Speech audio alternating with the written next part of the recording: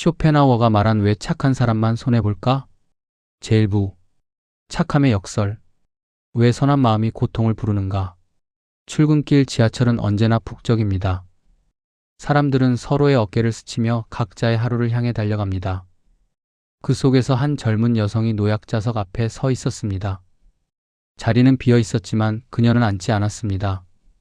혹시 정말 필요한 누군가가 탈지 모른다는 배려였겠지요. 다음 역에서 할머니 한 분이 타셨고 그녀는 빙그레 웃으며 자리를 권했습니다. 그런데 이상한 일이 벌어졌습니다. 그 순간 한 중년 남성이 재빠르게 그 자리에 앉아버린 것입니다. 할머니는 어리둥절한 표정으로 손잡이를 잡았고 젊은 여성은 당황한 듯 입술을 깨물었습니다. 중년 남성은 태연하게 스마트폰을 꺼내 들었고 주변 사람들의 눈총에도 아랑곳하지 않았습니다. 이 작은 일상의 풍경 속에서 우리는 오래된 질문과 마주하게 됩니다. 왜 착한 사람만 손해를 볼까요? 왜 배려하는 사람이 오히려 상처를 받게 될까요? 이 질문은 단순한 불평이나 푸념이 아닙니다. 이것은 인간 본성과 도덕, 그리고 삶의 본질에 대한 깊은 철학적 탐구의 시작점입니다. 19세기 독일의 철학자 아르투어 쇼펜하우어는 세상을 독특한 시선으로 바라본 사람이었습니다. 그는 세상의 본질을 의지라고 보았습니다. 여기서 의지란 단순히 우리가 무언가를 원하는 마음이 아니라 생명 있는 모든 것을 관통하는 근원적인 힘을 의미합니다. 나무가 하늘을 향해 자라나고 강물이 바다로 흐르며 동물이 먹이를 찾아 헤매는 모든 현상 뒤에는 이 맹목적인 의지가 작동하고 있다는 것이지요. 쇼펜하우어가 이 의지를 맹목적이라고 표현한 데에는 이유가 있습니다. 이 의지는 어떤 목적이나 이성적 판단 없이 그저 존재하고 확장하려는 충동으로만 움직입니다. 마치 끝없이 목마른 사람이 물을 찾듯 이 의지는 결코 만족할 줄 모릅니다. 하나의 욕망이 충족되면 또 다른 욕망이 고개를 듭니다. 이것이 쇼펜하우어가 본 인간 존재의 비극적 조건입니다. 그렇다면 착한 사람은 왜 손해를 볼까요? 쇼펜하우어의 관점에서 보면 착한 사람은 이 맹목적 의지의 흐름을 거스르는 사람입니다. 세상의 대부분 사람들이 자신의 욕망을 채우기 위해 앞만 보고 달려갈 때 착한 사람은 잠시 멈춰 섭니다. 타인의 고통을 느끼고 다른 사람의 필요를 헤아립니다. 이것은 자연스러운 본능의 흐름을 의식적으로 멈추는 행위입니다. 쇼펜하우어는 도덕의 근원을 동정심에서 찾았습니다. 단순히 타인을 불쌍히 여기는 감정이 아니라 타인의 고통을 마치 내 것처럼 느끼는 능력입니다. 이것은 참으로 신비로운 현상입니다. 왜 우리는 전혀 모르는 사람의 눈물에 가슴이 아플까요? 왜 뉴스에서 본 재난 피해자의 이야기가 며칠씩 마음에 남을까요? 한 30대 직장인의 이야기를 들어보겠습니다. 그는 회사에서 경쟁이 치열한 프로젝트를 진행하고 있었습니다. 누가 더 좋은 성과를 내느냐에 따라 승진이 결정되는 상황이었지요. 어느 날 그는 동료가 중요한 자료를 찾지 못해 곤란해하는 모습을 보았습니다. 그 순간 그의 마음속에서는 두 가지 목소리가 들렸습니다. 하나는 이건 경쟁이야. 내가 도와주면 내가 손해야. 모른 척 지나가라고 속삭이는 목소리였습니다. 다른 하나는 저 사람이 정말 힘들어 보여. 나라도 도와줘야 하지 않을까라는 목소리였습니다. 결국 그는 동료를 도왔습니다. 그리고 그 프로젝트에서 동료가 더 좋은 평가를 받았고 승진도 동료가 했습니다. 이 이야기를 들으면 많은 사람들이 그래서 착한 사람만 바보 되는 거야 라고 말할지 모릅니다. 하지만 정말 그럴까요? 그 직장인은 나중에 이렇게 말했습니다. 승진은 못했지만 그날 밤 집에 돌아와서 거울을 볼 수 있었어요. 만약 동료를 외면했다면 승진을 했더라도 제 자신이 부끄러웠을 거예요. 여기서 우리는 중요한 통찰을 얻습니다. 동정심은 단순히 타인을 위한 감정이 아닙니다.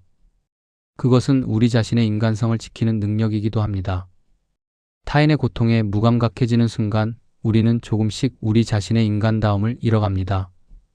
한 심리학 연구에서 흥미로운 실험을 진행했습니다. 참가자들을 두 그룹으로 나누어 한 그룹에게는 이기적으로 행동하도록 했고 다른 그룹에게는 이타적으로 행동하도록 했습니다. 단기간의 실험에서는 이기적인 그룹이 더 많은 물질적 이득을 얻었습니다. 하지만 6개월 후 추적 조사를 했을 때 놀라운 결과가 나타났습니다. 이타적으로 행동했던 그룹의 사람들은 더 많은 신뢰 관계를 형성했고 더 깊은 우정을 맺었으며 전반적인 삶의 만족도가 높았습니다. 반면 이기적으로 행동했던 그룹은 물질적으로는 조금 더 얻었지만 고립감을 느끼고 타인에 대한 의심이 커졌으며 행복도가 낮았습니다. 이것은 무엇을 의미할까요? 착한 사람이 손해를 본다는 말은 매우 좁은 시각, 특히 즉각적이고 물질적인 측면에서만 본 판단입니다. 삶이라는 긴 여정에서 보면 착함은 손해가 아니라 가장 현명한 투자일 수 있습니다. 한 노인의 이야기가 생각납니다. 그는 평생 작은 구멍가게를 운영하며 살았습니다.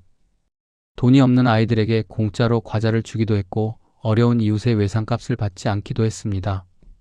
주변 사람들은 그를 사업 수완이 없는 사람이라고 평가했습니다. 실제로 그는 부자가 되지 못했습니다. 그런데 그가 병으로 쓰러졌을 때 놀라운 일이 벌어졌습니다. 동네 사람들이 자발적으로 모여 그의 가게를 돌봐주었습니다.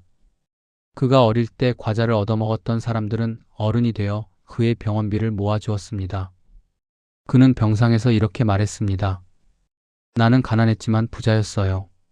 사람이라는 재산을 가졌으니까요. 쇼펜하우어는 개인화의 원리라는 개념을 이야기했습니다. 이것은 우리가 세상을 인식할 때 자신과 타인을 분리된 개별적 존재로 보는 인식의 틀을 의미합니다. 나는 나고 당신은 당신이며 우리는 서로 다른 몸과 다른 이해관계를 가진 별개의 존재라는 것이지요. 이 개인화의 원리가 강하게 작동할 때 우리는 철저하게 이기적이 됩니다. 내 이익과 타인의 이익이 충돌할 때 당연히 내 것을 선택하게 됩니다. 왜냐하면 타인의 고통은 그들의 것이지 나의 것이 아니니까요. 이것은 지극히 자연스러운 본능입니다. 그런데 가끔 아주 특별한 순간에 이 개인화의 원리가 무너지는 경험을 하게 됩니다. 타인의 고통이 나의 고통으로 느껴지는 순간입니다. 길에서 넘어진 아이를 보고 자신도 모르게 하고 소리를 내는 순간, 친구의 슬픈 이야기를 듣다가 함께 눈물을 흘리는 순간, 뉴스에서 본 재난 현장이 며칠씩 머릿속을 떠나지 않는 순간입니다. 쇼펜하우어는 이런 순간을 도덕의 진정한 기초라고 보았습니다. 내가 타인의 고통을 느낄 수 있을 때 비로소 진정한 선함이 가능해집니다. 이것은 규칙이나 계율 때문이 아닙니다. 타인의 아픔이 곧 나의 아픔이기 때문에 그를 돕지 않을 수 없는 것입니다. 하지만 현실은 복잡합니다. 우리는 성인이나 천사가 아닙니다. 우리 마음속에는 타인을 배려하고 싶은 마음과 나 자신을 보호하고 싶은 마음이 공존합니다. 착한 사람들이 겪는 가장 큰 고통은 바로 이내적 갈등입니다. 한 간호사의 고백을 들어보겠습니다. 저는 환자들을 정말 사랑합니다. 그들의 고통을 덜어주고 싶고 최선을 다해 돌보고 싶습니다. 하지만 밤 근무가 끝나고 집에 가면 저도 지쳐서 쓰러질 것 같습니다. 가족들과 시간을 보내고 싶고 제 건강도 챙기고 싶습니다. 그런데 병원에서는 항상 인력이 부족해서 추가 근무를 요청합니다. 거절하면 동료들에게 피해가 가고 환자들이 제대로 돌봄을 받지 못할 수도 있어요. 그래서 항상 미안한 마음으로 수락합니다. 이게 옳은 걸까요? 저는 왜 이렇게 항상 죄책감을 느껴야 할까요? 이 고백 속에는 착한 사람들이 겪는 전형적인 딜레마가 담겨 있습니다. 타인의 필요와 자신의 필요 사이에서 대부분의 착한 사람들은 자신을 희생합니다. 그리고 이것이 반복되면서 서서히 지쳐갑니다. 심리학에서는 이를 동정 피로라고 부릅니다. 그렇다면 착한 사람은 어떻게 살아야 할까요? 타인을 외면하고 이기적으로 살아야 할까요? 아니면 계속 자신을 희생하며 살아야 할까요? 쇼펜하우어는 여기에 대해 명확한 답을 주지는 않았지만 우리는 그의 철학에서 힌트를 얻을 수 있습니다. 핵심은 지혜로운 동정심입니다. 타인의 고통을 느끼되 그것에 휩쓸리지 않는 것입니다. 도움을 주되 자신을 완전히 소진시키지 않는 것입니다. 이것은 냉정함이 아니라 오히려 더 깊은 차원의 배려입니다. 비행기 안전 안내 방송을 생각해 보십시오. 산소 마스크가 내려오면 자신이 먼저 착용한 후 타인을 도우십시오. 이것은 이기심이 아닙니다. 내가 먼저 숨을 쉴 수 있어야 다른 사람도 도울 수 있다는 지혜입니다. 한 상담사는 이렇게 조언합니다. 착한 사람들에게 가장 필요한 것은 아니오라고 말하는 연습입니다. 모든 요청에 예라고 답할 필요는 없습니다. 당신이 진정으로 도울 수 있는 상황, 당신의 도움이 정말 의미 있는 상황을 선택하십시오. 선택적 친절은 이기심이 아니라 지속 가능한 선함입니다. 개인의 차원을 넘어서 우리는 사회 구조의 문제도 살펴봐야 합니다. 왜 착한 사람이 손해를 보는 사회가 되었을까요? 이것은 단순히 개인의 도덕성 문제가 아니라 우리 사회의 시스템과 가치관의 문제이기도 합니다. 현대 사회는 경쟁을 미덕으로 여깁니다. 1등만 기억하는 세상, 승자 독식 같은 말들이 자연스럽게 받아들여집니다. 이런 환경에서 배려와 양보는 약점으로 여겨지기 쉽습니다.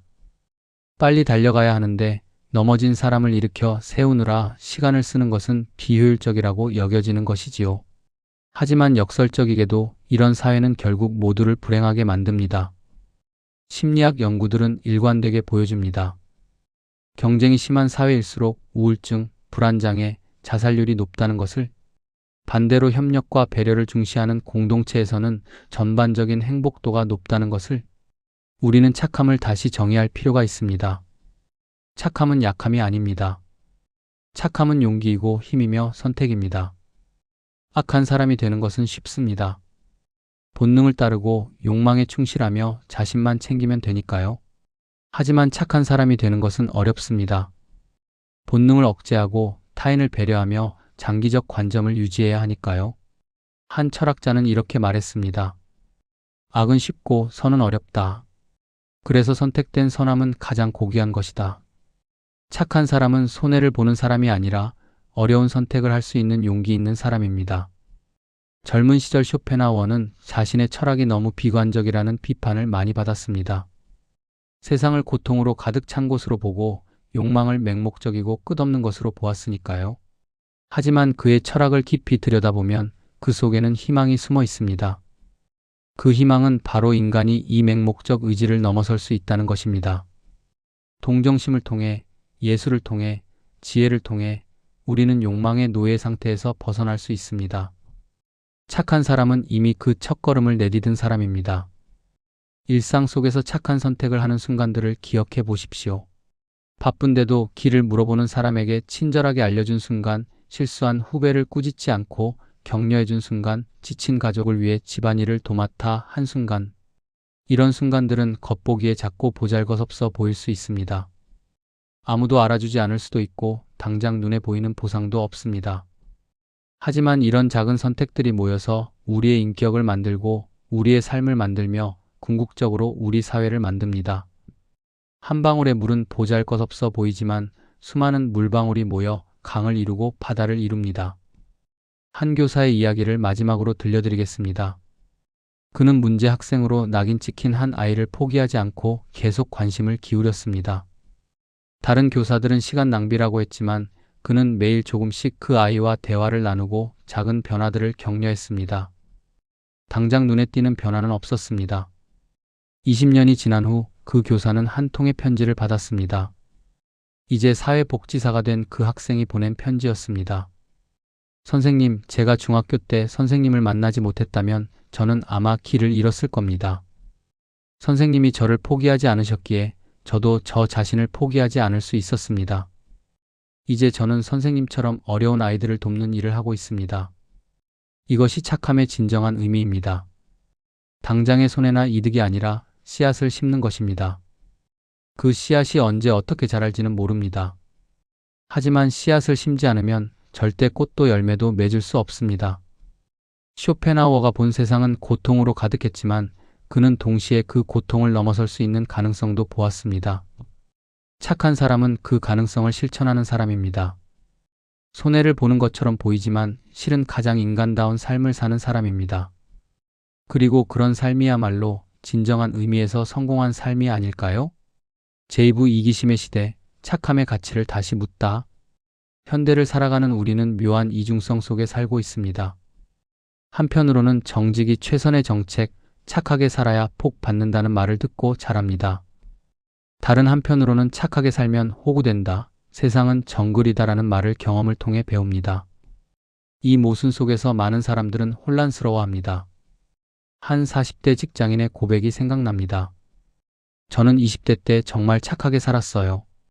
회사에서 남들이 싫어하는 일도 웃으며 맡았고 동료가 부탁하면 거절하지 못했습니다. 그런데 승진 시즌이 되면 항상 제외됐어요. 일은 잘하지만 리더십이 부족하다는 평가를 받았습니다. 그때 깨달았죠. 착한 것과 능력 있는 것은 다르다는 것을. 아니, 어쩌면 이 사회에서는 착한 것이 무능함의 증거처럼 여겨진다는 것을요. 이런 경험은 결코 특별하지 않습니다. 많은 사람들이 비슷한 좌절을 겪습니다. 그리고 점차 마음의 문을 닫기 시작합니다. 타인을 의심하고 먼저 손해보지 않으려 계산하며 방어적으로 변해갑니다. 착하게 살다가 당했으니 이제는 나도 똑똑하게 살아야지라고 다짐합니다. 쇼펜하우어는 고슴도치의 딜레마라는 유명한 우화를 남겼습니다. 추운 겨울날 고슴도치들이 서로 온기를 나누기 위해 가까이 다가갑니다. 하지만 너무 가까워지면 서로의 가시에 찔려 다칩니다. 그래서 다시 멀어집니다. 그러면 또 추워집니다.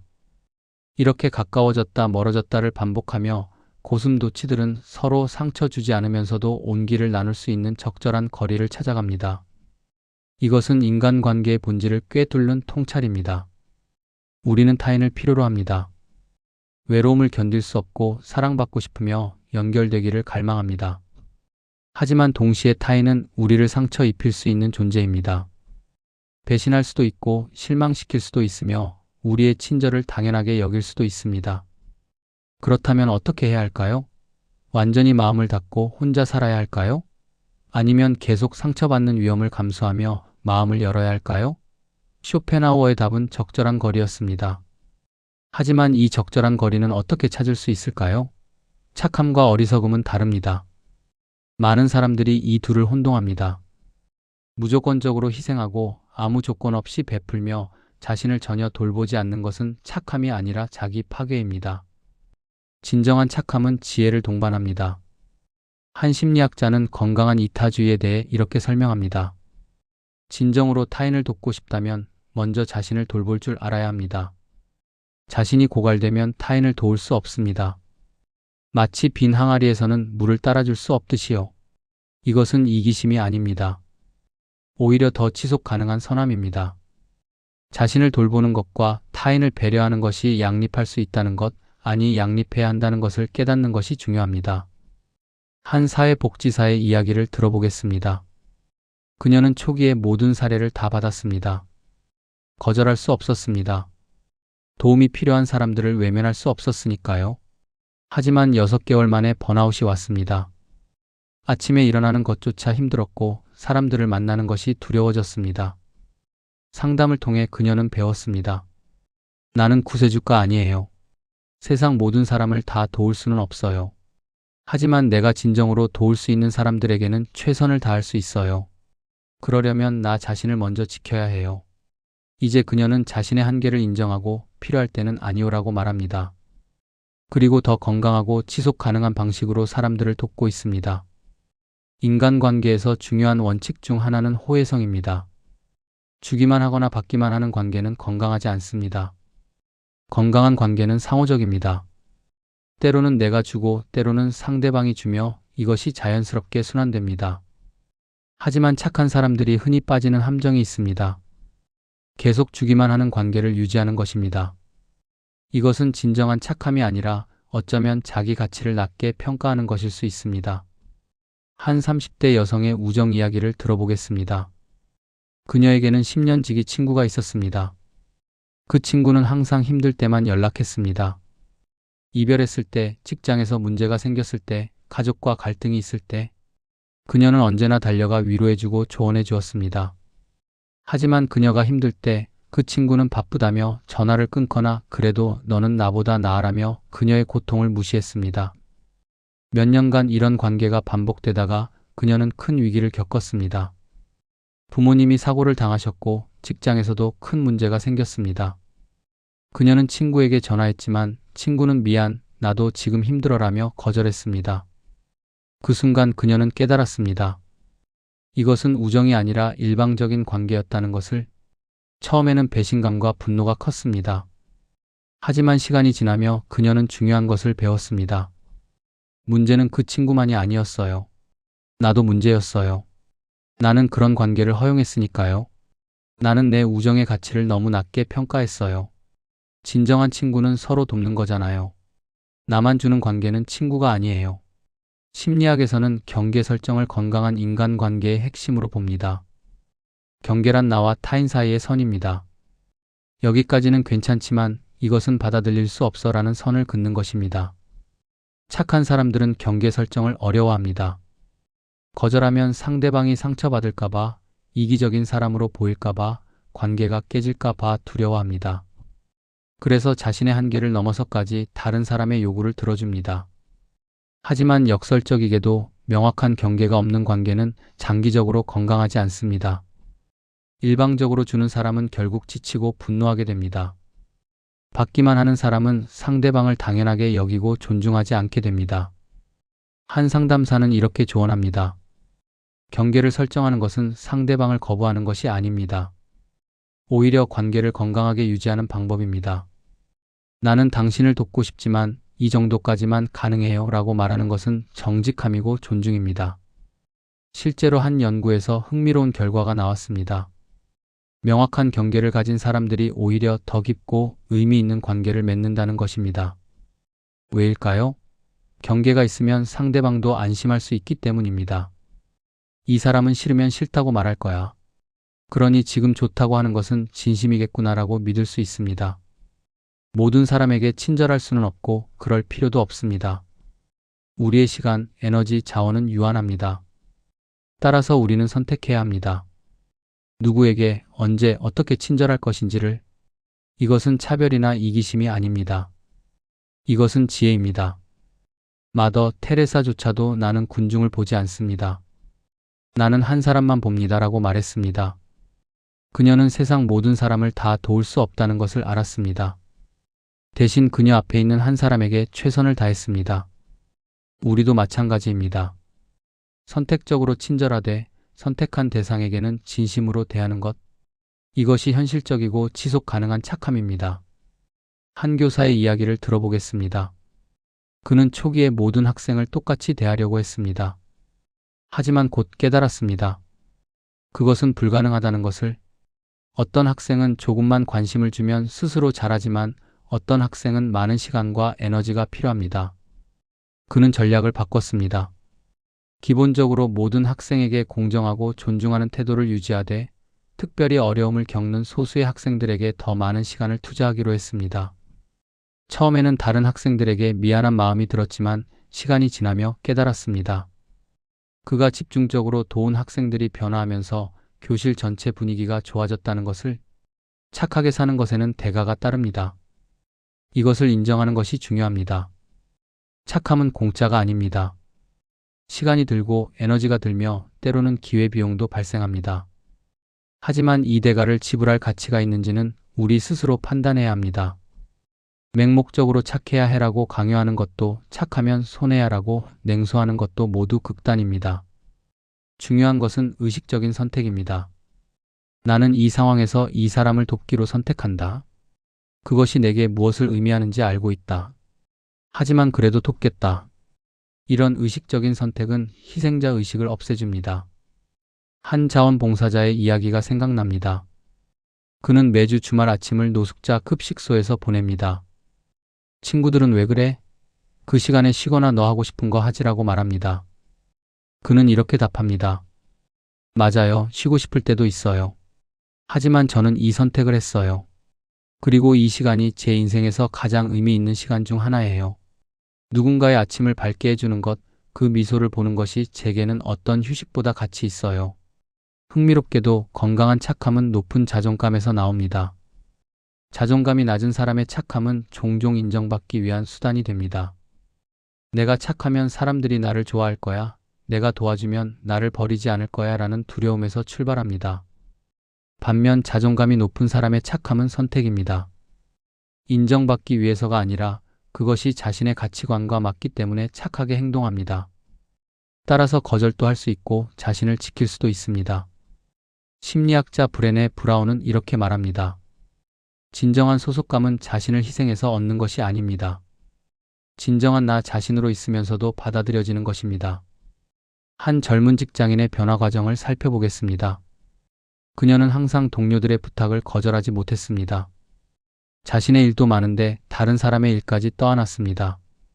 처음에는 착한 사람으로 평가받았지만 시간이 지나며 만만한 사람으로 여겨졌습니다. 그녀는 심리 상담을 통해 자신의 패턴을 깨달았습니다. 그녀의 착함은 사랑받고 싶은 욕구에서 나온 것이었습니다. 어린 시절 부모님의 사랑을 받기 위해 착한 아이가 되어야 했던 경험이 어른이 되어서도 반복되고 있었습니다. 치유 과정에서 그녀는 배웠습니다. 나는 착해서 사랑받는 것이 아니라 내가 나이기 때문에 소중해요. 이 깨달음 이후 그녀의 행동이 바뀌었습니다. 도울 수 있을 때는 진심으로 돕지만 할 수 없을 때는 명확하게 거절합니다. 놀랍게도 동료들은 그녀를 더 존중하기 시작했습니다. 쇼펜하워는 인간관계에서 많은 고통이 발생한다고 보았습니다. 하지만 동시에 진정한 연결, 진정성 있는 관계는 삶의 가장 큰 위안이 될 수 있다고 믿었습니다. 진정성 있는 관계란 무엇일까요? 그것은 가면을 쓰지 않는 관계입니다. 내가 착한 사람으로 보이기 위해 노력하는 것이 아니라 있는 그대로의 나를 보여줄 수 있는 관계입니다. 때로는 화도 내고 때로는 약한 모습도 보이며 때로는 거절도 할 수 있는 관계입니다. 한 부부의 이야기를 들어보겠습니다. 결혼 초기 아내는 항상 밝고 긍정적인 모습만 보이려 했습니다. 힘들어도 웃으며 괜찮아라고 말했습니다. 남편에게 부담을 주고 싶지 않았으니까요. 하지만 이것은 지속 가능하지 않았습니다. 몇 년 후 그녀는 우울증에 걸렸습니다. 부부 상담을 통해 그들은 배웠습니다. 진정한 친밀감은 완벽한 모습을 보여줄 때가 아니라 약한 모습을 보여줄 수 있을 때 생긴다는 것을. 아내가 오늘 정말 힘들어 안아줘라고 말할 수 있을 때, 남편이 나도 불안해 같이 이겨내자라고 말할 수 있을 때 그들의 관계는 더 깊어졌습니다. 거창한 변화를 꿈꾸지 않아도 됩니다. 작은 실천들이 모여 삶을 바꿉니다. 지혜로운 착함을 위한 몇 가지 실천을 나눠보겠습니다. 첫째, 자신의 감정을 인정하십시오. 화내면 안 돼, 짜증내면 나쁜 사람이야 라고 억압하지 마십시오. 감정은 메신저입니다. 화가 난다면 그것은 무언가 잘못되었다는 신호입니다. 그 신호를 들어주십시오. 둘째, 작은 것부터 아니오라고 연습하십시오. 정말 하기 싫은 약속, 의무감으로만 하는 일, 에너지를 고갈시키는 관계. 하나씩 정리해 보십시오. 셋째, 자신에게도 친절하십시오. 타인에게 베푸는 친절의 일부를 자신에게도 베푸십시오. 자신을 돌보는 것은 이기심이 아니라 필수입니다. 넷째, 의도를 확인하십시오. 내가 지금 왜 이 사람을 돕는 거지? 진심으로 돕고 싶어서? 아니면 인정받고 싶어서? 버림받을까봐 두려워서? 정직하게 물어보십시오. 다섯째, 감사할 줄 아는 사람들과 시간을 보내십시오. 당신의 친절을 당연하게 여기는 사람들과 거리를 두고 당신의 선함을 알아보고 존중하는 사람들과 더 많은 시간을 보내십시오. 이 모든 것의 핵심은 의식적인 삶입니다. 습관적으로, 자동적으로 착한 것이 아니라 매 순간 선택하는 것입니다. 때로는 돕고 때로는 거절하며 항상 자신에게 정직한 것입니다. 쇼펜하워가 우리에게 가르쳐 준 것은 비관주의가 아닙니다. 그것은 현실주의입니다. 세상은 완벽하지 않고 사람들은 때때로 이기적이며 착함이 항상 보상받는 것은 아닙니다. 하지만 그렇다고 해서 냉소적이 되거나 착함을 포기할 필요는 없습니다. 오히려 더 지혜롭게, 더 의식적으로, 더 건강하게 착할 수 있습니다. 그리고 그런 착함은 결코 손해가 아닙니다. 그것은 우리 자신에게 주는 가장 큰 선물입니다. 제3부 고통의 의미를 찾아서. 착함이 주는 내적 평화. 손해를 본다는 것을 알면서도 상처받을 수 있다는 것을 경험했으면서도 많은 사람들은 여전히 착하게 살려고 합니다. 이것은 단순한 순진함이나 어리석음이 아닙니다. 그 안에는 깊은 지혜가 숨어 있습니다. 한 70대 할머니의 이야기를 들어보겠습니다. 그녀는 평생 시장에서 작은 반찬 가게를 운영했습니다.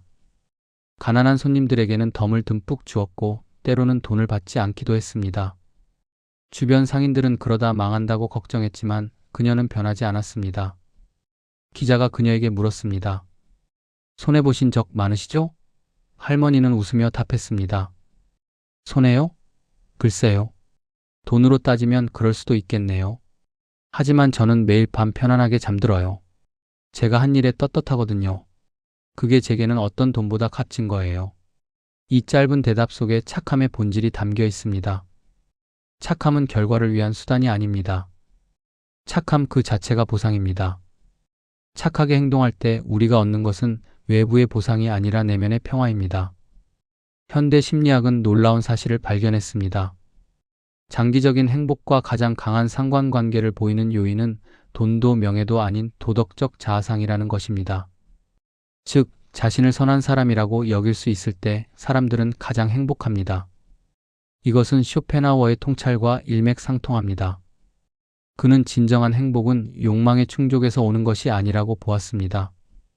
욕망은 끝이 없고 하나가 채워지면 또 다른 것이 생기니까요. 대신 진정한 평화는 욕망으로부터의 해방, 그리고 타인의 고통에 대한 깊은 이해와 동정심에서 온다고 믿었습니다. 한 기업 CEO의 고백을 들어보겠습니다.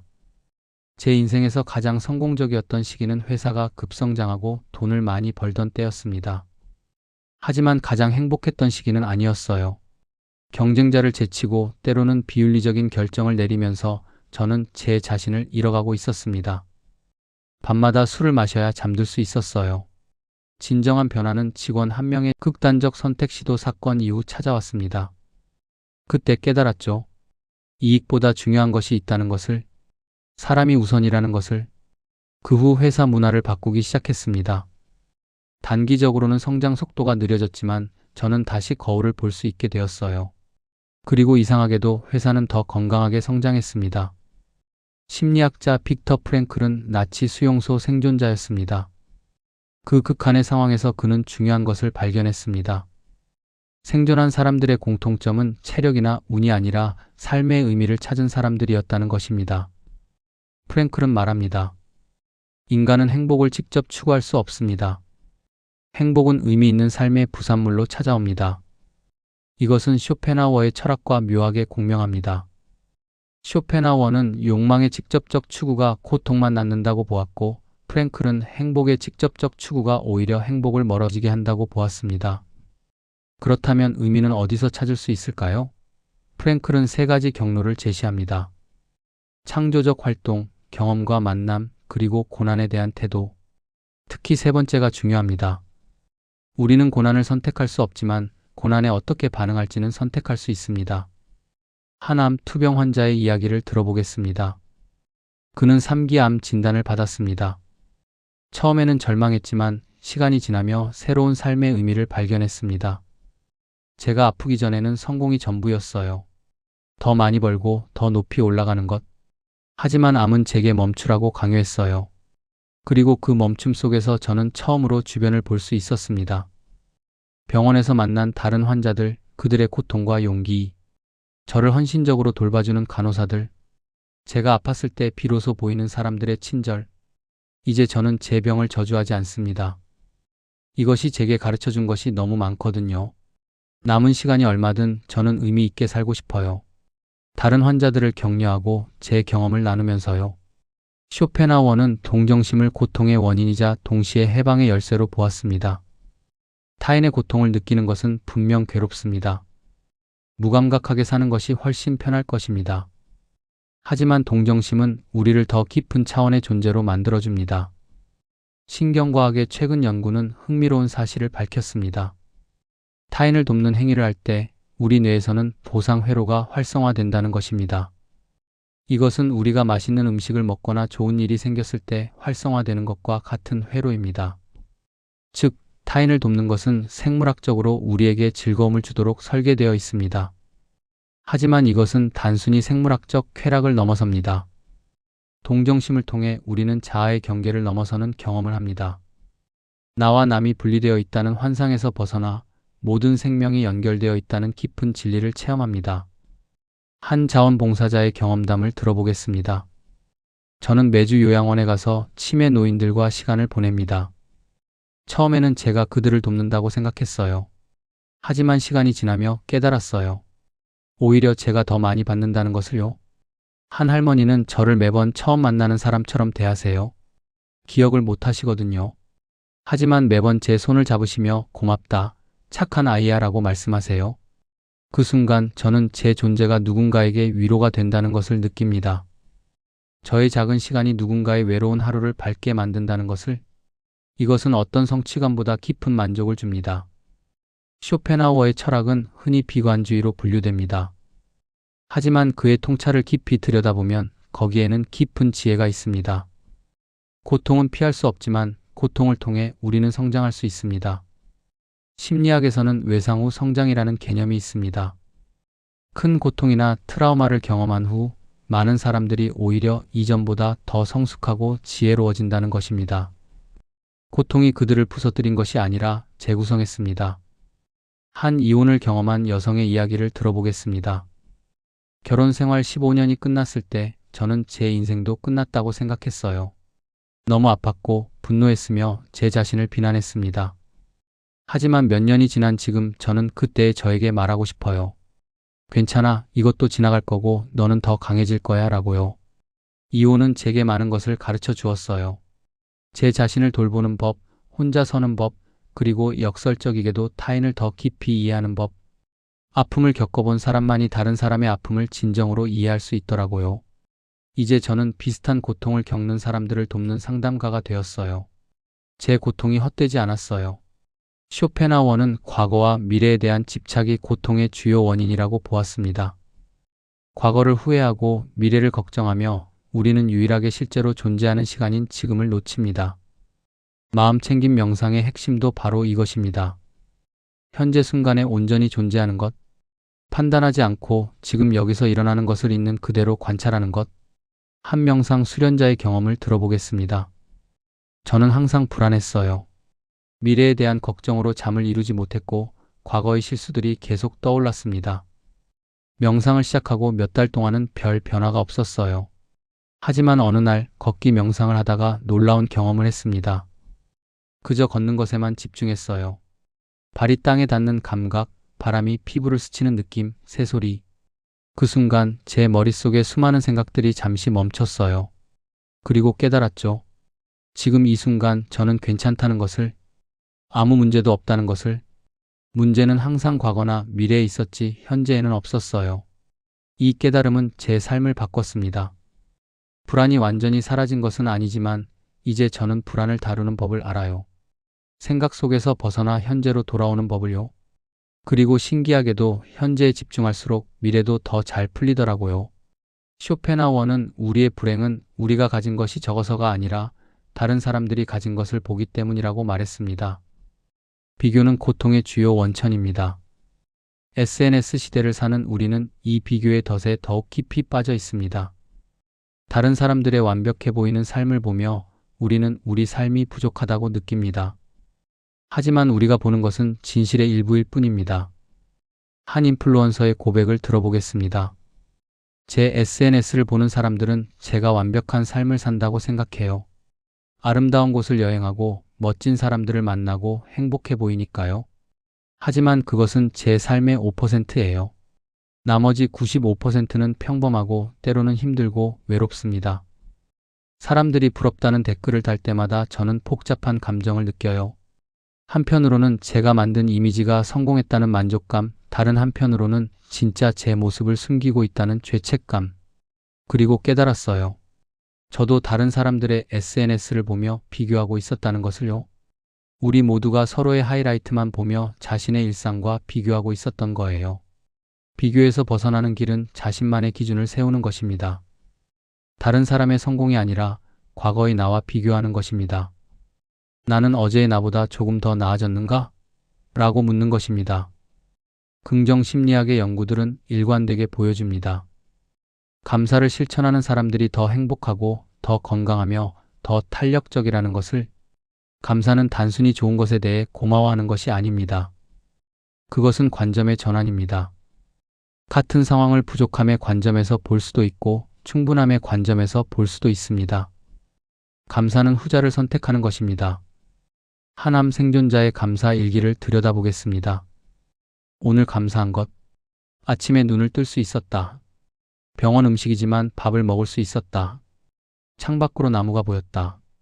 간호사가 웃으며 인사해 주었다. 가족이 면회를 왔다. 건강했을 때는 이런 것들을 당연하게 여겼어요. 하지만 아프고 나니 이 모든 것이 선물처럼 느껴져요. 매일 눈을 뜨는 것, 숨 쉬는 것, 사랑하는 사람들이 곁에 있다는 것.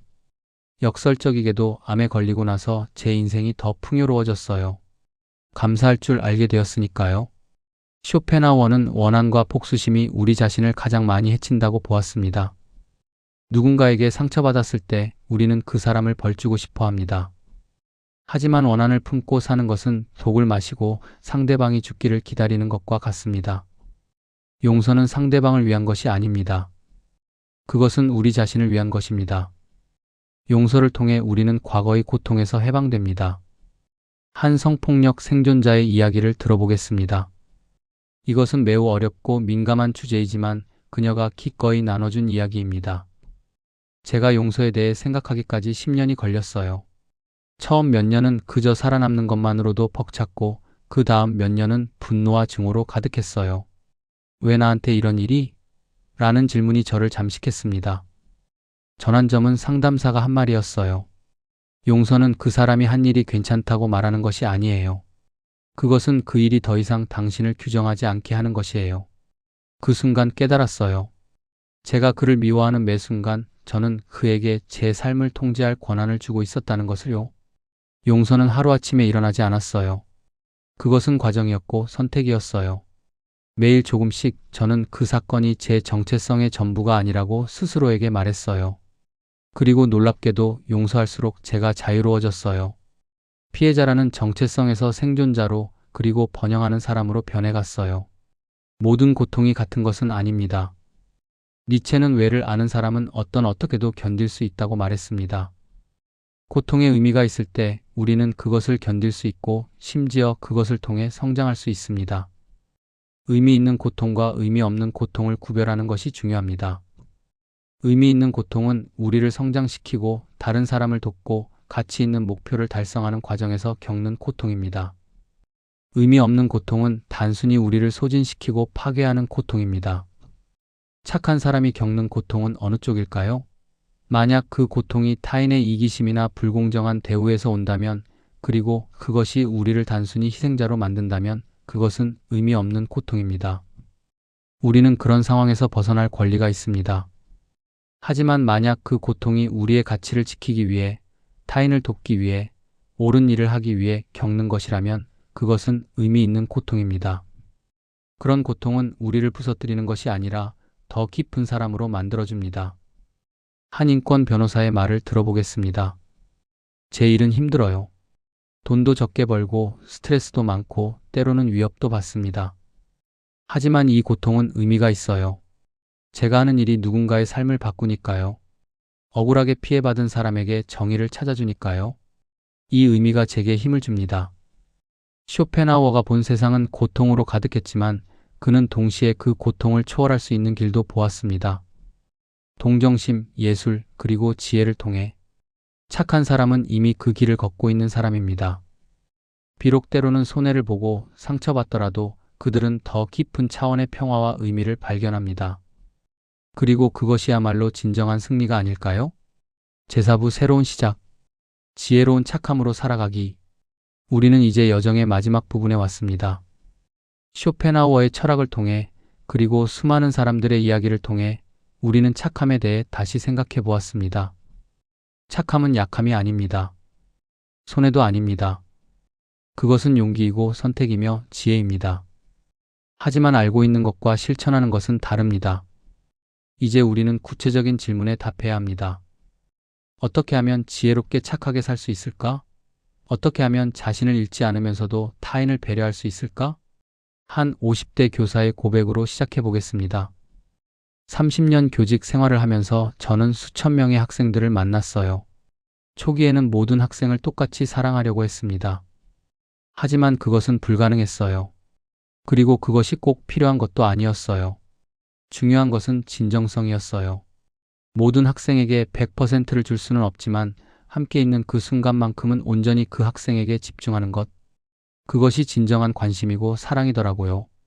양이 아니라 질의 문제였어요. 비행기 안전 안내 방송을 다시 떠올려 봅시다. 산소 마스크가 내려오면 자신이 먼저 착용한 후 타인을 도우십시오. 이것은 비유가 아니라 진리입니다.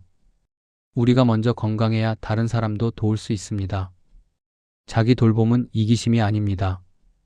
그것은 지속 가능한 선함의 전제 조건입니다. 심리학자들은 이것을 긍정적 자기 관리라고 부릅니다. 한 간호사의 변화 과정을 들어보겠습니다. 저는 번아웃으로 6개월간 휴직했어요. 10년간 쉬지 않고 달려왔거든요. 환자들을 위해서라면 밤샘 근무도 마다하지 않았어요. 하지만 결국 제 몸이 멈춰섰어요. 처음에는 제 자신이 한심했어요. 이렇게 약한 사람이었나 싶었죠. 하지만 상담을 받으며 깨달았어요. 약한 것이 아니라 인간이었던 거예요. 저도 휴식이 필요하고 돌봄이 필요한 사람이었던 거죠. 복직 후 제 일하는 방식이 완전히 바뀌었어요. 이제는 정시에 퇴근하고 주말에는 일 생각을 하지 않으려 노력해요. 처음에는 환자들에게 미안했는데 신기하게도 제가 건강해지니 환자들을 더 잘 돌볼 수 있었어요. 충전된 배터리처럼 저는 다시 에너지가 넘쳤거든요. 경계 설정은 이론으로는 쉽지만 실천은 어렵습니다. 특히 착한 사람들에게는 더욱 그렇습니다. 아니오라고 말하는 것이 마치 상대방을 거절하는 것처럼 느껴지니까요. 하지만 경계 설정은 거절이 아닙니다. 그것은 정직함입니다. 내가 할 수 있는 것과 할 수 없는 것을 명확히 하는 것입니다. 심리학자들이 제안하는 경계 설정의 단계를 살펴보겠습니다. 첫 번째 단계, 자신의 한계 인식하기. 무엇이 나를 지치게 하는지, 어떤 요구가 과도한지 알아차리는 것입니다. 일기를 쓰거나 자기 관찰을 통해 패턴을 발견할 수 있습니다. 두 번째 단계, 우선순위 정하기. 모든 요구에 응할 수는 없습니다. 무엇이 정말 중요한지, 어디에 시간과 에너지를 쓸 것인지 결정해야 합니다. 세 번째 단계, 명확하게 소통하기. 미안하지만 지금은 도와줄 수 없어요 라고 명확하게 말하는 것입니다. 모호한 표현은 오히려 상황을 복잡하게 만듭니다. 네 번째 단계, 죄책감 다루기. 거절 후 느끼는 죄책감은 자연스럽습니다. 하지만 그것이 당신을 조종하게 두지 마십시오. 죄책감을 느끼되 그것에 휘둘리지 않는 것입니다. 한 직장인의 실천 사례를 들어보겠습니다. 상사가 금요일 저녁에 월요일까지 할 일을 주면 예전에는 무조건 내라고 했어요. 주말을 포기하고 일했죠. 하지만 이제는 다릅니다. 월요일까지는 어렵지만 화요일까지는 가능합니다 라고 말해요. 처음에는 떨렸지만 의외로 대부분 받아들이더라고요. 그리고 깨달았어요. 제가 스스로 한계를 정하지 않으면 다른 사람들은 계속 요구할 거라는 것을요. 착함이 손해가 되는 이유 중 하나는 관계가 진정성이 없을 때입니다. 가면을 쓰고 항상 좋은 모습만 보이려 하고 진짜 감정은 숨기는 관계는 피곤합니다. 진정성 있는 관계는 완벽함이 아니라 정직함에서 시작됩니다. 내가 힘들 때 힘들다고 말할 수 있고 화가 날 때 화났어라고 표현할 수 있는 관계입니다. 한 부부 상담사의 조언을 들어보겠습니다. 많은 부부들이 착한 배우자가 되려고 노력합니다. 항상 이해하고 참고 양보하죠. 하지만 이것이 쌓이면 분노가 됩니다. 그리고 어느 날 폭발하거나 아니면 관계가 식어갑니다. 건강한 관계는 갈등이 없는 관계가 아닙니다. 갈등을 건강하게 다루는 관계입니다. 나는 지금 이렇게 느껴, 그리고 나는 이것이 필요해 라고 말할 수 있고 상대방도 그것을 들을 준비가 되어 있는 관계입니다. 한 40대 여성의 변화 이야기를 들어보겠습니다. 결혼 15년 동안 저는 좋은 아내가 되려고 했어요. 남편의 의견에 항상 동의하고 불평하지 않고 밝은 모습만 보이려 했죠. 하지만 어느 날 깨달았어요. 남편은 저를 모른다는 것을요. 진짜 저를요. 용기를 내어 대화를 시작했어요. 나는 사실 이런 것들이 힘들었어. 그리고 이런 것들을 원해라고 말했어요. 남편은 충격을 받았지만 동시에 고마워했어요. 왜 진작 말하지 않았어? 나는 내가 그렇게 느끼는지 몰랐어 라고 했어요. 그 대화 이후 우리 관계는 오히려 더 깊어졌어요. 우리는 세상 모든 사람에게 친절할 수 없습니다. 그리고 그럴 필요도 없습니다. 중요한 것은 우리가 선택한 사람들에게 우리가 선택한 방식으로 진심을 다하는 것입니다. 한 사회복지사의 지혜를 들어보겠습니다. 초기에는 모든 사례를 다 맡으려 했어요. 거절할 수 없었어요. 하지만 곧 깨달았죠. 제가 모든 사람을 도울 수는 없다는 것을요. 대신 제가 정말 도울 수 있는 사람들에게 집중하기로 했어요. 이제 저는 새로운 사례를 받기 전에 몇 가지를 확인해요. 첫째, 이 사람이 정말 변화를 원하는가? 둘째, 제가 가진 전문성으로 도울 수 있는가? 셋째, 제 현재 역량으로 감당 가능한가? 이 기준에 맞지 않으면 다른 자원을 연결해 주되 제가 직접 맞지는 않아요. 처음에는 냉정하다고 느껴졌어요. 하지만 시간이 지나며 이것이 오히려 모두에게 좋다는 것을 알았어요. 제가 맡은 사람들에게는 100% 집중할 수 있고 다른 사람들은 그들에게 더 적합한 도움을 받을 수 있으니까요. 거창한 선행을 할 필요는 없습니다. 작은 친절들이 모여 세상을 바꿉니다. 그리고 이 작은 친절들은 우리 자신도 변화시킵니다. 심리학 연구는 보여줍니다. 매일 작은 친절을 실천하는 사람들이 더 행복하고 더 건강하며 더 오래 산다는 것을. 헬퍼스 하이라는 현상도 있습니다. 남을 도울 때 우리 몸에서 엔도르핀이 분비되어 기분이 좋아진다는 것입니다. 한 퇴직자의 일상을 들여다보겠습니다. 은퇴하고 나서 무료했어요. 아침에 일어나도 할 일이 없었죠. 그래서 작은 실천을 시작했어요. 매일 한 가지 친절한 일을 하기로요.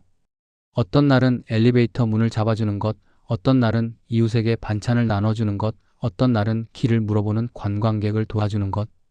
아주 작은 일들이에요. 하지만 이것들이 제 하루에 의미를 줬어요. 저녁에 잠자리에 들 때 오늘 하루도 쓸모 있는 하루였어 라고 느껴져요. 그리고 신기한 일들이 일어나기 시작했어요. 제가 도왔던 사람들이 다른 사람들을 돕고 그 선함이 퍼져나가는 거예요. 한 번은 제가 도왔던 젊은이가 몇 달 후 다른 노인을 돕는 모습을 봤어요. 그때 느꼈죠. 제 작은 친절이 씨앗이 되어 자라고 있구나. 착한 사람들은 타인에게는 친절하지만 자신에게는 가혹한 경우가 많습니다. 실수하면 자신을 심하게 비난하고 완벽하지 않으면 자책합니다. 자기 연민은 자신에게도 타인에게 주는 것과 같은 친절을 베푸는 것입니다. 심리학자 크리스틴 네프의 연구에 따르면 자기 연민이 높은 사람들이 더 회복력이 강하고 더 행복하며 더 건강한 관계를 맺는다고 합니다. 자기 연민의 3가지 요소를 살펴보겠습니다. 자기 친절 실수했을 때 자신을 비난하지 않고 괜찮아, 실수할 수 있어라고 말하는 것입니다. 공통 인간성 나만 힘든 것이 아니라 모든 사람이 어려움을 겪는다는 것을 인식하는 것입니다. 마음 챙김 부정적인 감정을 억압하거나 과장하지 않고 있는 그대로 관찰하는 것입니다. 한 완벽주의자의 변화 이야기를 들어보겠습니다. 저는 항상 100%를 요구했어요. 99%는 실패였어요. 작은 실수에도 며칠씩 자책했죠. 상담사가 물었어요. 친구가 같은 실수를 했다면 뭐라고 할 거예요? 저는 대답했죠. 괜찮아, 누구나 실수해. 다음에 더 잘하면 되라고요. 그럼 왜 자신에게는 그렇게 말하지 않나요? 그 질문이 저를 멈추게 했어요. 왜 저는 다른 사람에게는 친절한데 저 자신에게는 잔인했을까요? 그 후 연습을 시작했어요. 실수할 때마다 이것도 배움이야, 괜찮아라고 스스로에게 말하는 거예요. 처음에는 어색했지만 점차 자연스러워졌어요. 그리고 놀라운 변화가 왔어요. 제가 저 자신에게 친절해지니 다른 사람들에게도 더 진심으로 친절해질 수 있었어요. 전에는 의무감으로 친절했다면 이제는 넘치는 마음으로 친절할 수 있었어요. 착함이 손해처럼 보이는 이유는 단기적 관점에서 보기 때문입니다. 하지만 인생은 마라톤입니다. 장기적으로 보면 착함은 가장 현명한 전략입니다. 한 기업가의 경험담을 들어보겠습니다. 사업 초기 저는 중요한 선택의 기로에 섰어요. 더 많은 이익을 위해 품질을 낮출 것인가 아니면 원칙을 지킬 것인가. 동료들은 전자를 권했어요. 경쟁이 치열한데 원칙만 따지면 망한다고요. 하지만 저는 후자를 선택했어요. 단기적으로는 손해였어요. 이익이 적었고 성장도 느렸죠. 하지만 10년이 지난 지금 우리 회사는 업계에서 신뢰의 대명사가 되었어요. 고객들은 우리 제품이 비싸도 삽니다. 왜냐하면 믿을 수 있으니까요. 그리고 깨달았어요. 신뢰는 돈으로 살 수 없다는 것을요. 그것은 시간과 일관성으로만 쌓을 수 있어요. 제가 초기에 한 손해는 사실 가장 현명한 투자였어요. 이것은 비즈니스뿐 아니라 인간관계 그리고 삶 전반에 적용됩니다. 단기적 이익을 위해 원칙을 포기하는 것은 쉽습니다. 하지만 장기적으로는 그것이 더 큰 손실을 가져옵니다. 혼자서는 할 수 없는 일들이 있습니다. 착하게 살기 위해서는 서로 지지하고 격려하는 공동체가 필요합니다. 한마을 공동체의 이야기를 들어보겠습니다. 우리 동네는 전형적인 도시 주거 지역이었어요. 사람들은 서로 인사도 하지 않고 지나쳤죠. 하지만 몇몇 주민들이 작은 모임을 시작했어요. 매주 토요일 아침 동네 공원을 함께 청소하는 거예요. 처음에는 5명으로 시작했는데 점차 늘어나 지금은 50명이 넘어요. 그리고 청소만 하는 것이 아니에요. 함께 아침을 먹고 이야기를 나누고 서로의 일상을 공유해요. 외로운 노인들은 친구를 만나고 젊은 부모들은 육아 팁을 나누고 아이들은 함께 놀아요. 이제 우리 동네는 완전히 달라졌어요. 길에서 마주치면 인사하고 어려운 일이 있으면 서로 돕고 경조사가 있으면 함께 기뻐하고 슬퍼해요. 혼자서는 외로웠을 착한 마음이 함께 모이니 큰 힘이 되었어요. 우리는 이제 여정의 끝에 왔습니다. 하지만 동시에 새로운 시작점에 서 있습니다. 이 모든 이야기, 이 모든 통찰은 실천되지 않으면 의미가 없습니다. 쇼펜하워는 우리에게 고통의 필연성을 가르쳐 주었습니다. 하지만 동시에 그 고통을 넘어설 수 있는 가능성도 보여주었습니다. 동정심을 통해, 지혜를 통해, 예술을 통해. 착함은 한 번의 결정이 아니라 매일의 선택입니다. 오늘 아침 당신은 어떤 선택을 할 것입니까? 지하철에서 자리를 양보할 것인가, 말 것인가? 힘든 동료에게 말을 걸 것인가, 외면할 것인가? 부당한 대우를 받을 때 침묵할 것인가, 목소리를 낼 것인가? 이 선택들이 모여 당신의 하루를 만들고 그 하루들이 모여 당신의 인생을 만듭니다. 그리고 당신의 인생이 모여 우리 사회를 만들고 우리 세상을 만듭니다. 한 노인의 마지막 인터뷰를 들려드리며 이 긴 여정을 마무리하겠습니다. 그는 90세였고 생의 마지막 병상에 누워 있었습니다. 제 인생을 돌아보면 후회도 있고 실수도 있어요. 하지만 한 가지 자랑스러운 것이 있어요. 저는 착하게 살려고 노력했어요. 때로는 손해를 받고 때로는 이용당했으며 때로는 배신당했어요. 하지만 제 양심은 깨끗해요. 젊은 사람들에게 하고 싶은 말이 있어요. 착하게 사세요. 하지만 어리석게 살지는 마세요. 자신을 돌보면서 타인을 배려하세요. 경계를 설정하면서 마음을 여세요. 현명하게 선택하면서 진심으로 주세요. 그리고 기억하세요. 착함은 약함이 아니에요. 그것은 가장 큰 힘이에요. 세상은 당신을 시험할 거예요. 착하게 살면 손해야라고 속삭일 거예요. 하지만 속지 마세요. 진정한 손해는 자신의 인간성을 잃는 거예요.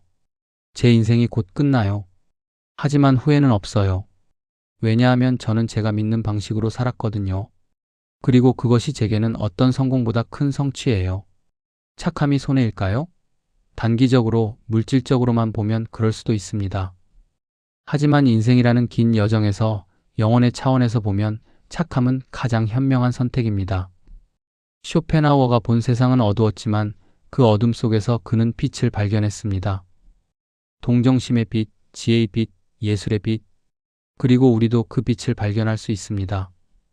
당신의 착함은 세상을 바꿀 수도 있고 아무도 알아주지 않을 수도 있습니다. 하지만 그것은 중요하지 않습니다. 중요한 것은 그 착함이 당신을 바꾼다는 것입니다. 더 깊은 사람으로, 더 지혜로운 사람으로, 더 평화로운 사람으로, 그리고 그런 삶이야말로 진정으로 성공한 삶이 아닐까요? 오늘부터, 지금 이 순간부터 지혜롭게 착하게 살아가십시오.